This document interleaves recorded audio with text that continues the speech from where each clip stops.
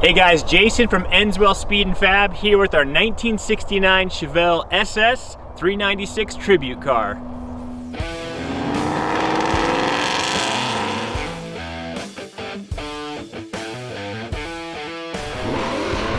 In the 1960s, it was all about muscle cars, and the Chevelle was top notch. I love Dazed and Confused. Maybe some of you guys saw that growing up. It had that LS6 454 pop-up piston Chevelle that was in there. The thing was bad. So this is a tribute car. It's been done to look like an SS 396. It actually has a 454 under the hood. We'll get to a little bit more on the details there, but awesome car. As we take a look, it's a good, solid driver. We're not gonna try to tell anyone this thing's flawless by any stretch, but man, I would hop in, drive this thing anywhere. I'd be proud to go to any car show. Has a couple little flaws coming through, but nothing that would keep you from being very proud of this thing. All right, as we take a look around here, it's got the SS badging on it.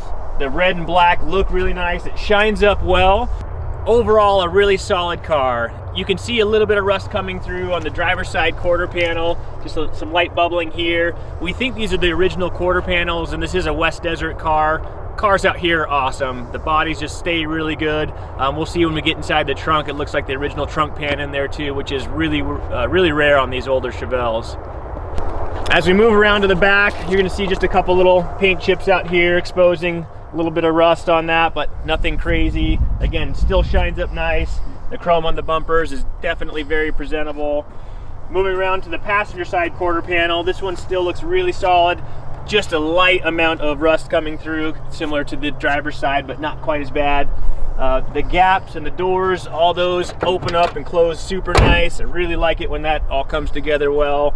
And the badging looks really nice, looks really very close to an SS 396 car, so one that's really fun to show off. All right, now where it counts, under the hood, big block, right? If you're gonna have a muscle car, you might as well go big block. This thing has some really trick goodies on it. It has this bullhorn intake, which keeps it nice and low profile, so you can still have a stock SS type hood on here.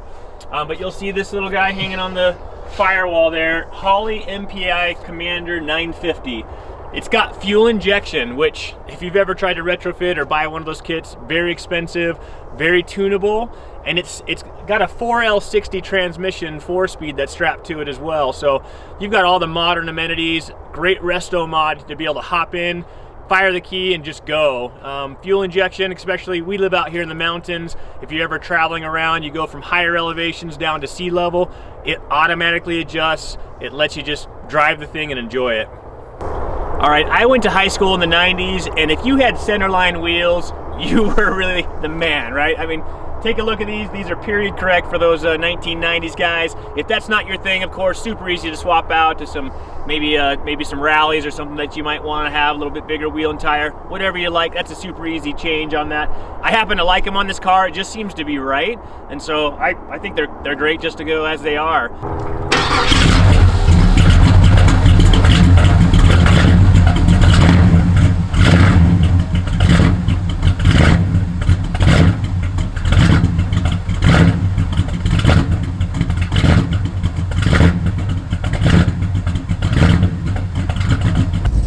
Man, I really like being in these older 60s Chevelles. I love where the gauges sit.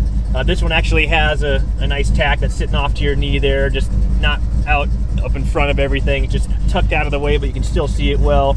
Everything's laid out super nice. Has a little Jensen in here with some 6x9s in the back. Oh yeah, they're cranking. B&M shifter on it. Nice little racing touch on it. Let's go ahead and take it for a little burn here.